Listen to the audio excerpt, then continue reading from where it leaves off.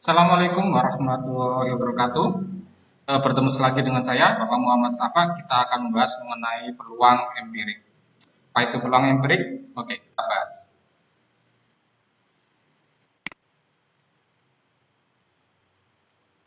Tujuan pembelajaran kita hari ini yang pertama yaitu melalui pembelajaran jarak jauh dengan penuh rasa tanggung jawab dan disiplin, peserta didik diharapkan mampu menentukan nilai suatu kejadian dengan benar, menjelaskan keputusan yang fair atau adil dengan benar, menentukan peluang empirik suatu kejadian dari suatu percobaan dengan benar. Yang berikutnya adalah menyelesaikan masalah yang berkaitan dengan peluang empirik suatu kejadian dari suatu percobaan dengan benar. Oke, sebelumnya kita berdoa dulu.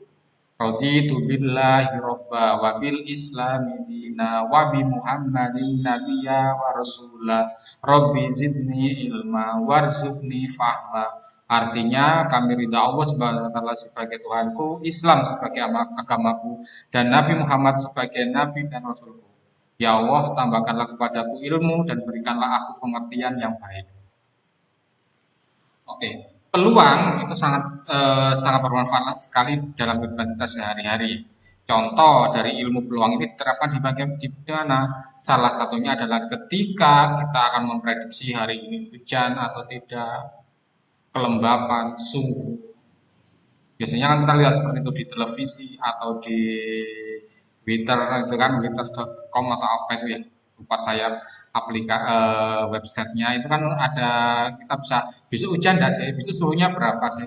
Nah itu sebenarnya penerapan dari ilmu peluang yang sudah dipelajari secara apa ya, secara matematika. Peluang itu ya salah satu manfaatnya untuk ini gitu. Selain ada manfaat-manfaat yang lain, salah satunya kalau kita di pemilihan presiden atau apa kan di sana juga ada prediksi-prediksi, itu juga menggunakan ilmu-ilmu peluang yang akan kita pelajari hari ini. Jadi materi hari ini bermanfaat, tidak hanya sekedar materi saja. Oke, itu motivasi dari saya. Kita akan membahas yang pertama adalah nilai sebuah kejadian. Nilai sebuah kejadian itu kan, kalau sebuah kejadian itu ada tiga pasti terjadi. Kalau di matematika itu bernilai satu, terus ada mungkin terjadi itu bernilai antara 0 dan 1, dan yang terakhir adalah mustahil terjadi atau bernilai 0. Jadi nilai sebuah kejadian kalau di hitungan kita sehari-hari kan pasti, oh ini kejadian ini pasti terjadi. Atau kita bisa menyebutnya mungkin terjadi, atau bisa juga mustahil terjadi. Kalau di matematika pasti terjadi itu nilainya satu, mungkin terjadi itu antara 0 sampai 1, biasanya kita sebutnya prosentase, atau mungkin terjadi sekian persen, prediksi saya sekian persen, nah itu kan mungkin terjadi. Ada juga mustahil terjadi, itu nilainya 0. Oke. Contohnya seperti ini. Nah, ketika kita main ular tangga misalkan, ketika kita main ular tangga, kan ada dadu dengan titik 1 sampai 6. Kita bisa memastikan bahwa yang akan muncul itu ya antara 1 sampai 6, kan gitu. Tapi kita tidak bisa memastikan apakah nanti yang tapi kita bisa memastikan bahwa yang muncul itu antara 1 sampai 6, tapi kita belum bisa memastikan kalau yang muncul itu angka 1 atau 2. Jadi misalnya kita prediksi mungkin 2 akan muncul, kita tidak bisa memastikan. Tapi yang pasti yang akan muncul adalah angka 1 sampai angka 6, gitu kan. Tapi ketika kita melempar sebuah dadu, tidak mungkin juga angka 10 itu muncul. Nah, itu kejadian yang mustahil. Jadi ketika kejadian pastinya apa? Kejadian pastinya adalah akan muncul angka 1 atau 2 atau 3 atau 4 atau 5 atau 6. Tapi kita tidak bisa memastikan yang mana yang akan muncul gitu loh. Itu mungkin berarti. Tapi yang mustahil tidak akan muncul angka 8. Itu salah satu kejadiannya. Kalau hari ini hujan, nah itu kejadian yang mana? Kejadian yang mungkin, karena kita tidak bisa memprediksi. Tapi ketika setiap orang akan mati, itu kejadian yang pasti terjadi.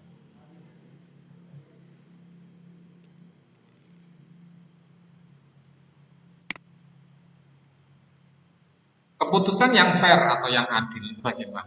Oke. Dan kita akan membuat keputusannya ini adil enggak ya buat kita? Fair enggak ya buat kita? Gimana sih maksudnya? Untuk mendapatkan keputusan yang adil atau fair, kita harus menggunakan cara yang fair atau adil juga. Fair atau adil harus memberikan kesempatan yang sama kepada setiap pilihan.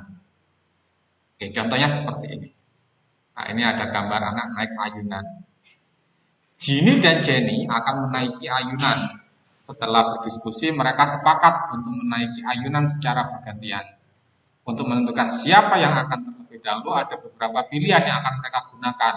Pilihan pertama, mereka akan melempar uang koin. Jika yang keluar angka, maka Jenny yang akan menaiki terlebih dahulu. Begitu juga sebaliknya. Berarti kalau Jenny itu kalau yang gambar ya. Atau pilihan yang ini, Jenny akan melempar bola tenis, tahu ya tenis yang warna hijau itu ya. Sedangkan Jenny akan melempar bola plastik seukuran bola. Nah, itu yang bola plastik biasa yang ukuran bola. Seukuran bola tenis. Ukurannya sama, tapi satunya benar bola tenis, satunya plastik gitu kan. Secara bersama-sama mereka akan melempar bola tersebut ke atas. Bola siapa yang akan pertama kali sampai ke lantai, maka dia akan naik terlebih dahulu. Menurut kalian dari dua pilihan di atas mana cara yang fair, adil atau adil untuk digunakan? Oke. Tentunya kalian akan berpikir kalau saya lempar koin karena pilihannya hanya ada Jenny dan Jenny, oh iya dua saja berarti cukup bisa pakai koin yaitu sisi angka atau sisi gambar. Tapi apakah sudah adil ini kalau sisi angka sisi gambar? Bisa kita pastikan enggak? Nah, tidak ada, tidak sudah bisa dipastikan enggak kalau itu adil buat mereka berdua. Kalau sudah dipastikan, ya berarti memang itu adil. Dan di kehidupan nyata sering sekali kan kita menggunakan koin sebagai dua pilihan, ya atau tidak kan seperti itu. Tapi ketika kita pilihan kedua, bagaimana dengan bola ukurannya sama, tapi satunya benar-benar bola tenis itu ya, yang warna hijau yang mungkin kamu paham, satunya ukuran plastik. Siapa yang ke lantai dulu, siapa pertama kali yang jatuh ke lantai dulu, dia akan naik terlebih dahulu. Kira-kira ini adil tidak buat Gini atau Jenny? Coba kalian bayangkan. Ya menurut saya ini tidak adil. Kenapa? Karena kalau kita satunya plastik, satunya bola tenis yang asli, kan lebih berat itu. Otomatis kalau dia lebih berat, dia pasti menang. Dia siapa itu yang Gini ya? Gini itu bola tenis asli. Berarti Gini pasti yang akan menaiki dulu karena kan lebih berat daripada plastik. Sehingga bola tenis Gini pasti akan sampai ke tanah dulu. Nah, ini yang disebut dengan kejadian tidak fair atau tidak adil. Keputusan yang tidak adil itu seperti ini. Kalau memang ukurannya sama, barangnya harus sama. Kecuali sama-sama bola tenis, dilemparnya bareng-bareng, siapa yang jatuh dulu, oke. Tapi karena barangnya sudah berbeda, satunya bola tenis, satunya lagi bola plastik, ya sudah pasti yang bola plastik kalah. Hal-hal seperti ini yang disebut dengan kejadian atau keputusan yang tidak adil atau keputusan tidak fair. Itu ya. Jadi itu yang dimaksud dengan keputusan adil atau fair. Jadi kalian harus memahami dulu kalau kita misalkan mau memprediksi membuat keputusan ya harus gunakan alat yang juga adil. Nah, misalkan oh Jenny dan Jenny kan ada dua anak nih. Misalkan kalau ketemu lampu hijau saya Jenny, kalau ketemu lampu merah dan kuning Jenny ya itu kan enggak halal itu kan tidak adil satunya satu lampu satunya dua lampu nah itu juga tidak adil jadi yang pertama syarat-syarat keputusan adil itu ya kalau memang pilihannya ada dua berarti ya objek untuk membuat keputusan itu adil atau tidak ya harus ada dua gitu tidak boleh sama terus objeknya juga harus sama tidak boleh berbeda seperti ini bola tenis sama bola plastik nah itu yang tidak boleh itu tidak adil artinya itu ya, jadi tadi sudah kita jelaskan nilai kebenaran itu bagaimana, terus keputusan yang adil itu atau fair itu bagaimana, nah, itu sudah tolong dipahami. Oke, sekarang kita ke peluang empirik. Siapkan satu buah uang koin, itu ada 500, ada 1000, boleh 1000. Satu aja ya, boleh 500, boleh 1000. Sama satu buah dadu bersisi 6 ya. Kemudian ikuti langkah-langkah berikut. Nah, untuk ini apa ya kita mau praktekkan aja, kita mau praktek di rumah masing-masing ya terkait dengan peluang empirik. Itu. Jadi tolong siapkan dulu di rumah kalian. Kalian boleh pilih uang koin 500 atau uang koin 1000 dan juga satu buah dadu bersisi 6. Ya, belum kita pahami, kita praktik dulu nih apa maksudnya nanti uang empirik ya dari hasil itu. Kemudian ikuti langkah-langkah berikut. Ini. Ya, silakan kalian catat tabel ini dan di sebelah itu ada gambar ya. Jadi kalau ada angka 1000 atau 500 namanya angka gambar sebaliknya, di baliknya itu belakangnya itu yang disebut dengan gambar ya. Itu kesepakatan kita. Begitu juga dengan yang 500. Kalau ada tulisan 500 berarti itu angka. Sebaliknya itu namanya gambar. Silakan dicatat tabel berikut di buku kalian masing-masing. Kemudian kalau sudah dicatat, kemudian lempar satu buah uang koin sebanyak 40 kali dan catat hasil dari setiap pelemparan dalam tabel tersebut. Turus itu maksudnya apa? Misalkan kamu lempar, oh ternyata muncul pertama angka ya kamu cek gini. Ini namanya turus ya. Oh gambar terus kedua dilempar ternyata gambar. Lalu oh angka lagi, oh angka lagi, oh angka lagi misalkan.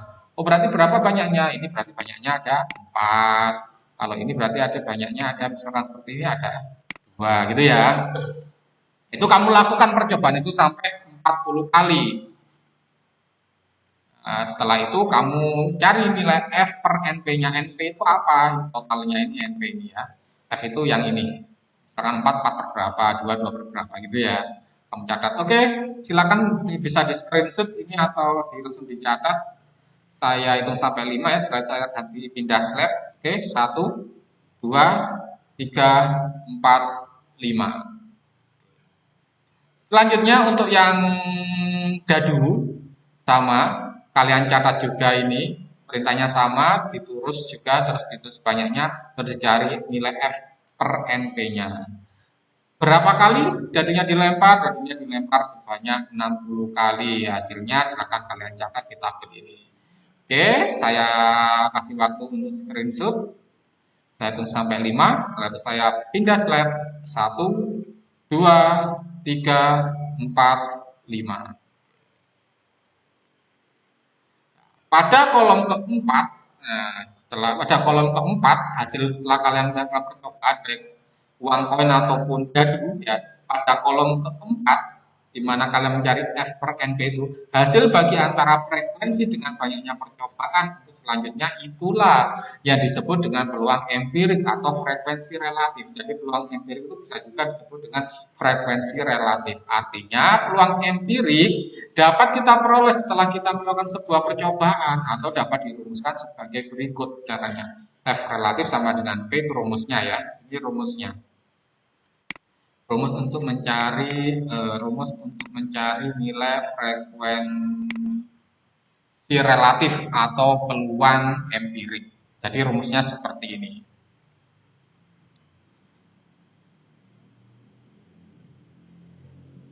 Iya, jadi peluang empirik itu dapat kita cari kalau kita sudah melakukan sebuah percobaan atau kejadian sudah pernah terjadi, baru kita cari peluangnya, yaitu seperti itu. Jadi peluang empirik itu bisa dicari kalau sudah kejadian sudah terjadi atau sudah kita lakukan.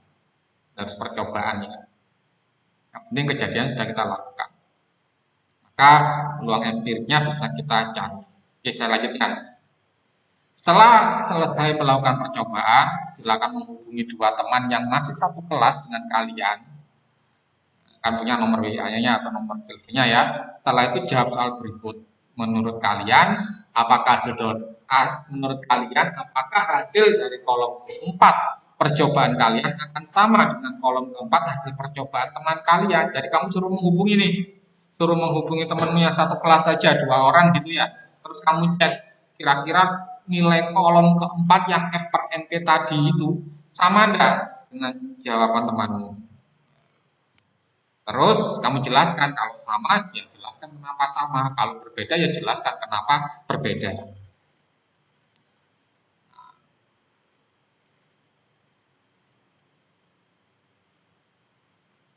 Ya, tugas ini nanti silakan hubungi guru-guru kalian, menghubungi guru kalian, nanti mengumpulkannya bagaimana terserah guru kalian. Oke ya. Kalau gitu saya lanjutkan. Oke, ini contohnya. Pada percobaan pelemparan satu koin uang logam, sisi angka dan sisi gambar sebanyak 100 kali, kan? 100 kita disuruh melempar 100 kali, diperoleh hasil ternyata angka itu muncul sebanyak 45 kali. Tentukan peluang empirik muncul sisi angka lah kalau kita melemparnya ya. Kalau kita lemparnya 100 ternyata ada angka, ada gambar. Ternyata angkanya muncul 45 kali. Lah gambarnya muncul berapa? Kan 100 kurangi 45 kali. Muncul 55. Maka kita bisa mencari nilai peluang empiriknya. Peluangnya kalau yang ini. Nah, berarti kan F-nya ya, muncul angkanya berapa? Muncul angkanya 45. Kita ngelempar berapa kali? 100. Kan nilai peluangnya sama-sama bagi 5, ini ya, bagi 5 itu 9, bagi 5 itu 20. Nah, ini peluangnya. Berarti ketika kita melempar 100 kali dari percobaan itu ya, peluang empirik muncul angkanya itu 9/20. Terus muncul sisi gambarnya berapa? Ini gambarnya tadi 55 ya. Berarti peluangnya 55/100 atau 11/20. Itu ya, ini cara mencari peluang empirik dan sebuah kejadian. Oke, silakan kalau mau di screenshot buat belajar, saya hitung 1 sampai 5, saya ganti slide. 1, 2, 3, 4, 5. Saya lanjutkan. Oke, ini soal penugasan. Silakan kalian screenshot. Setelah itu nanti kalian kerjakan. Link pengumpulannya silakan tanya kepada Bapak Ibu guru kalian. Soal penugasan yang pertama, siapkan kameranya, siapkan HP-nya. Saya hitung sampai 5, nanti setiap penugasan baru nanti saya pindah slide berikutnya. Oke. Soal yang pertama. Menurut kalian, apakah menghitung kancing baju ketika ulangan dengan bentuk soal pilihan ganda merupakan cara yang fair atau adil dalam menentukan pilihan jawabannya? Ada kejadian seperti ini. Ada anak ketika tidak bisa ulangan, misalnya mau jawab A, B, C, atau D, dia menghitung baju nih. Kalau berhentinya di mana itu jawabannya ada yang seperti itu. Menurut kalian itu adil atau fair? Ya, silakan siapkan HP-nya. 1, 2, 3, 4, 5. Kita lanjut. Nomor 2, ini ada beberapa kejadian. Kalian disuruh mencentang atau checklist mana yang kejadian yang pasti, mana yang mungkin, mana yang mustahil. Itu contohnya sudah ada. Suatu hari setiap manusia akan meninggal dunia. Itu pastikan ya. Tidak ada yang tidak mungkin. Tidak ada yang tidak meninggal kalau namanya manusia. Makanya saya centang dia pasti. Nah, tinggal yang lain ini. Kalian pikir sendiri kira-kira pasti, mungkin, atau mustahil. Itu ya. Siapkan HP-nya. Saya hitung sampai 5. 1, 2, 3, 4, 5. Saya pindah. Nomor 3, pada percobaan pengambilan satu kelereng dan di sana ada kantong ya yang berisi beberapa kelereng dengan 5 warna, ada hitam, putih, merah, kuning, dan hijau. Didapat hasil berikut. Ada kelereng hitam 18, terus putih 22, terus merah 17, terus kelereng hijau 20. Jika percobaan mungkin seperti ini, bukan ini, bukan jika percobaan, tapi jika di dalam kantong tersebut ada sebanyak, nah ini bukan, maaf, ini saya coret ya. Jadi di sini jika di kantong tersebut terdapat sebanyak, nah ini, jika di kantong tersebut terdapat sebanyak 100 kelereng, tentukan peluang empirik kejadian terambilnya kuning. Yang B, peluang empirik kejadian terambil selain hitam. Yang C, peluang empirik kejadian terambil kelereng merah atau hijau. Oke, silakan siapkan HP-nya. 1, 2, 3, 4, 5. Yang nomor 4, terakhir. Jika kalian melempar 2 buah uang logam bersama-sama, 2 ya, kemungkinan apa yang akan sering muncul. Nah, kan dua-duanya itu sama nanti. Nah, kamu kemungkinan apa yang akan sering muncul? Angka-angka, angka gambar, gambar angka, atau gambar-gambar kan itu nanti. Dua-duanya ya, nanti kamu lempar, kira-kira kamu prediksi kira-kira yang sering muncul itu yang kombinasi yang mana kan gitu kan. Angka dengan angka, gambar dengan gambar, atau angka dengan gambar. Tolong jelaskan. Oke, siapkan HP-nya. 1, 2, 3, 4, 5. Itu ya pembelajaran hari ini terkait peluang empirik. Kita berdoa dulu, doa setelah belajar. Bismillahirrahmanirrahim. Allahumma inni istaudiuka ma'alam tanihi farduthu ilayya indah hajati walatan sanihi ya rabbal alamin. Artinya, ya Allah, sesungguhnya aku titipkan kepadamu apa yang telah Engkau ajarkan kepadaku. Maka kembalikanlah dia kepadaku di saat aku membutuhkannya. Janganlah Engkau buat aku lupa kepadanya, wahai Tuhan pemelihara alam. Oke, begitu saja. Sekian, terima kasih. Semoga ilmu yang kita pelajari hari ini bermanfaat bagi kita semua dan semoga kita selalu dalam kondisi sehat walafiat. Jangan lupa ikuti protokol kesehatan, tetap pakai masker, sering cuci tangan. Ya, dari saya, wabillahi taufiq wal hidayah. Wassalamualaikum warahmatullahi wabarakatuh. Saya minta maaf apabila apa yang saya ucapkan tadi apabila ada yang kurang berkenan di hati kalian semua. Ya, terima kasih. Assalamualaikum warahmatullahi wabarakatuh.